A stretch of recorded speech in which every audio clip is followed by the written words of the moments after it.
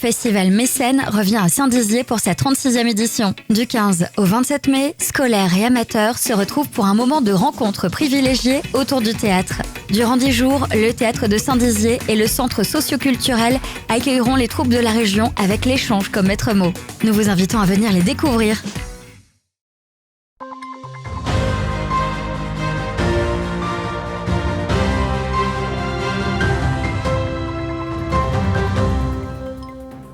Bonsoir à toutes et à tous, samedi 13 mai, voici les titres de cette édition du 15 minutes info.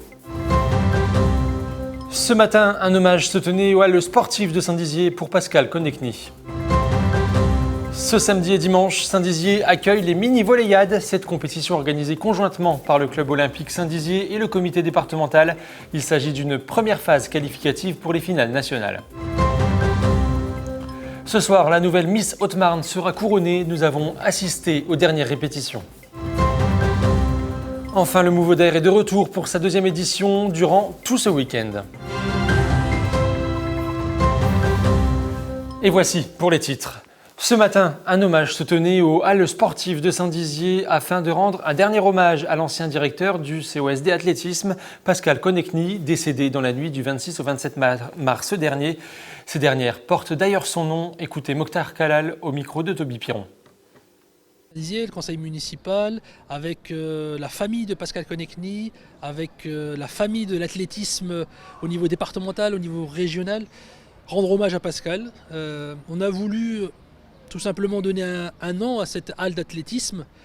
Le nom de Pascal Konechny est venu naturellement pour tous, parce qu'il a conçu cette salle avec les services de la ville, avec l'architecte.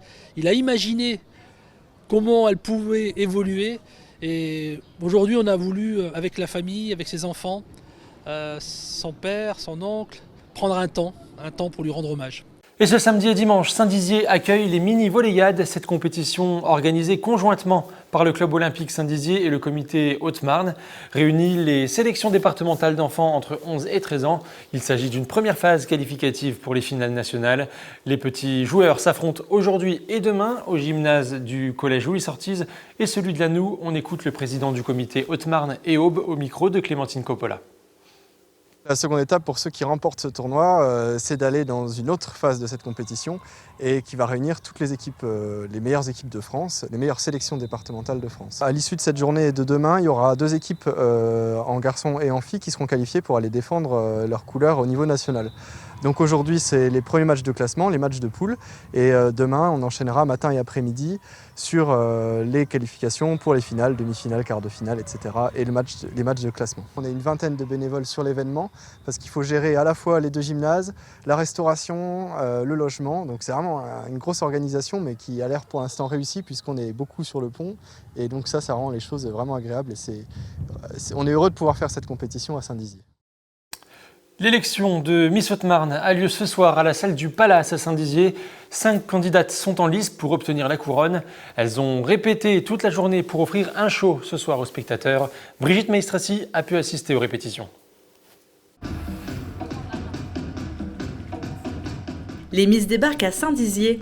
Depuis ce matin, les pas s'enchaînent sur la scène du Palace. C'est l'heure des dernières répétitions pour les 5 candidates, sous l'œil aiguisé de la chorégraphe et Miss Haute-Marne 2020. Ce matin, on est axé sur les répétitions. Les chorégraphies ont déjà été apprises, donc c'est vraiment de l'entraînement sur scène et on leur apprend à marcher, à défiler sur scène, à sourire et c'est vraiment le cœur de cette matinée-là. On a une très bonne ambiance et les filles ont répété les chorégraphies chez elles, ce qui facilite l'apprentissage et le déroulé de la matinée tout simplement.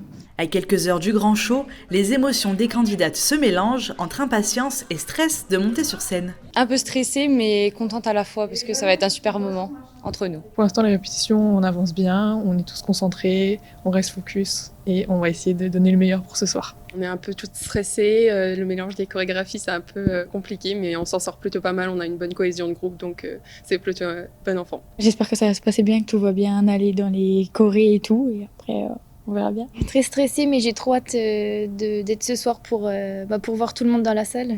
L'élection de Miss Haute-Marne débutera ce soir à 20h30 et les filles du show de Miss Picardie, Miss Champagne-Ardenne sont également sur scène pour une représentation. Et il revient pour une deuxième édition. Le festival Mouvaudère se tient ce week-end au lac du Der. Au programme, concerts, activités sportives ou encore visite des lieux. Clémentine Coppola et Mathis Grenier ont testé pour vous quelques activités. Le rythme est donné. Les pagayeurs doivent se coordonner pour faire avancer le Dragon Boat. Cette activité, organisée par la Pagaie Vasséenne, a pour but de démocratiser ce sport peu connu. On a un club qui est relativement jeune, on a 5 années d'existence, et puis faire découvrir notre, je ne vais pas dire la passion, mais ce qui nous anime, quoi, l'esprit d'équipe. Mais c'est sympa, c'est vraiment un truc particulier, parce que c'est pas, il y a une compétition, mais très très bon enfant, il n'y a pas vraiment il n'y a pas d'ennemis du tout. C'est très simple, très, très sympa, très convivial. Sur le lac, les dragons ne sont pas seuls. Les visiteurs du Mouvaudère peuvent tester le kayak, le paddle ou encore le voilier. C'est cette dernière activité que nous avons voulu essayer avec le club nautique de Giffaumont. Les navigateurs proposent différentes balades en voilier, de quoi découvrir le lac sans effort.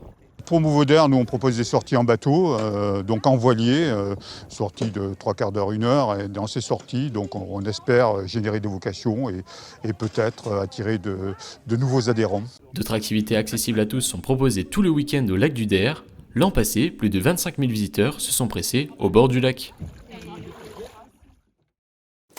Et c'est la fin de cette édition. Merci à vous de l'avoir suivi. Dans un instant, vos prévisions météo de demain. Prochain point sur l'information, ça sera lundi à 19h dans votre 15 minutes info. Très belle soirée à tous sur Puissance Télévisions et bon week-end.